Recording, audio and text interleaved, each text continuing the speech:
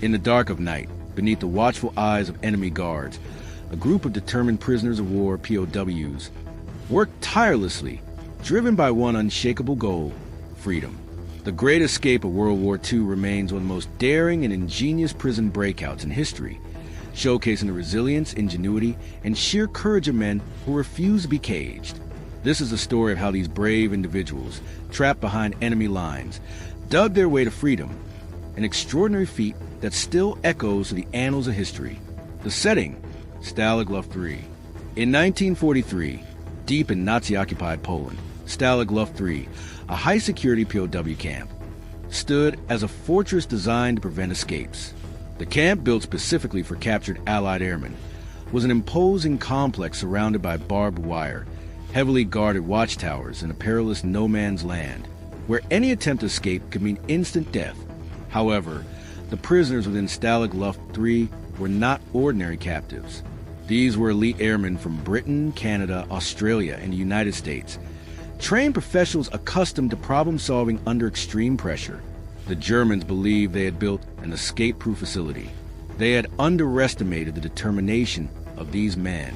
The mastermind: Roger Bushell's bold plan.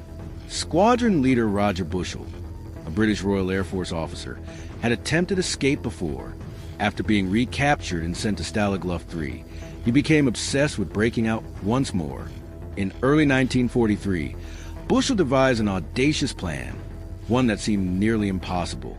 Instead of just one tunnel, he proposed digging 3 tunnels simultaneously, codenamed Tom, Dick, and Harry. The idea was that if the Germans discovered one, the other 2 would still offer a chance for escape. The scale of the plan was unprecedented. Bushell aimed to free 200 prisoners in a single night, making it the largest POW breakout in history. The plan required meticulous coordination, careful deception, and a deep well of courage. The dig: 30 feet underground. Digging 3 tunnels under the noses of their captors was no small feat. The soil beneath the camp was soft and sandy, prone to collapse. To counter this, the men ingeniously reinforced the tunnels using wooden boards scavenged from their own beds. Each tunnel was 30 feet underground, spanning over 300 feet toward the forest beyond the camp. One of the greatest challenges was disposing of the vast amounts of soil removed during excavation. To do this discreetly, the prisoners fashioned penguin pouches, small sacks hidden in their pants. As they walked around the camp, they would release small amounts of dirt, blending it into the ground. The deception, outsmarting the Nazis. Survival in a POW camp demanded more than physical strength. It required mental cunning. The prisoners built an elaborate underground railway using wooden carts to transport soil. They also created a ventilation system using tin cans to keep fresh air flowing into the tunnels. Fake German uniforms and travel documents were meticulously crafted to help escapees blend in once outside the camp. To keep the guards distracted, a team of prisoners performed daily theatrics, staging loud arguments, engaging in sports, and even hosting fake talent shows to ensure the Germans never suspected what was happening beneath their feet. The Great Night, March 24th, 1944. After nearly a year of painstaking work, the escape was set for the night of March 24th, 1944. The men waited anxiously for darkness to fall. One by one, they crawled through the tunnel, emerging into the freezing night beyond the camp's perimeter. However, disaster struck. The tunnel had fallen short of the nearby tree line, exposing the escapees to patrolling guards. The process slowed considerably, and only 76 men managed to slip through before a German sentry spotted an emerging prisoner. The alarm sounded, cutting the escape short. The aftermath: triumph and tragedy. The Germans launched a massive manhunt, determined to capture every escaped prisoner.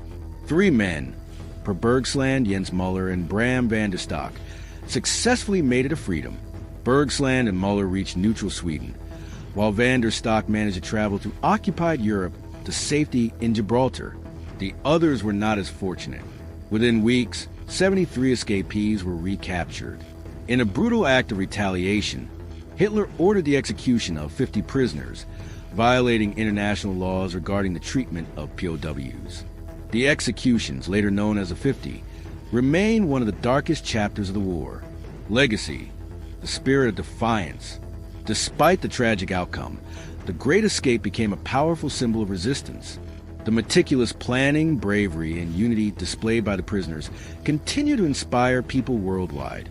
The story was immortalized in the 1963 film The Great Escape, starring Steve McQueen, further cementing its place in history.